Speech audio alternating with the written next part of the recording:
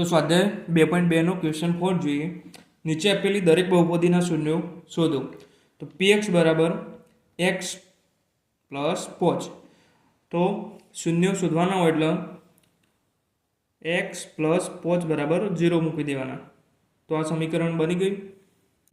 x બરાબર, હવે જમણી બાજુ 5 લઈ જઈએ, પ્લસ છે તો માઇનસ થઈ જશે. તો x બરાબર -5. હવે જુઓ, x -5 બરાબર 0.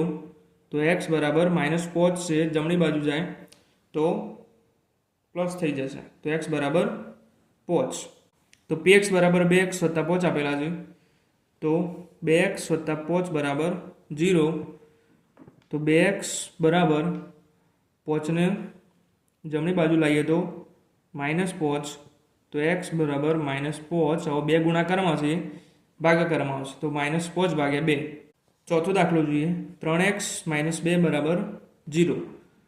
તો 3x બરાબર -2 ને જમણી બાજુ લઈ લઈશું તો +2 થશે.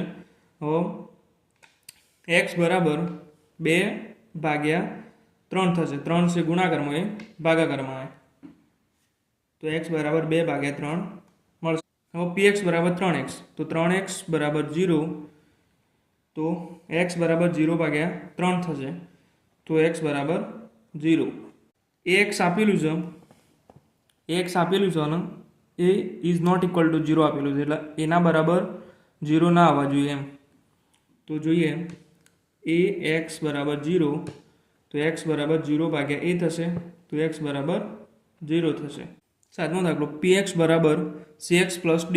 તો આમાં c is not equal to 0 આપેલું છે, તો c બરાબર 0 ના આવવું જોઈએ. જો c બરાબર 0 થઈ જાય, 0x, તો આટલાથી 0 થઈ જશે. તો જોઈએ, cx પ્લસ d બરાબર 0. તો cx બરાબર d ને જમણી બાજુ લઈએ તો -d. તો x બરાબર -d. આ c છે, ભાગાકારમાં આવશે. તો x બરાબર -d ભાગ્યા c થશે.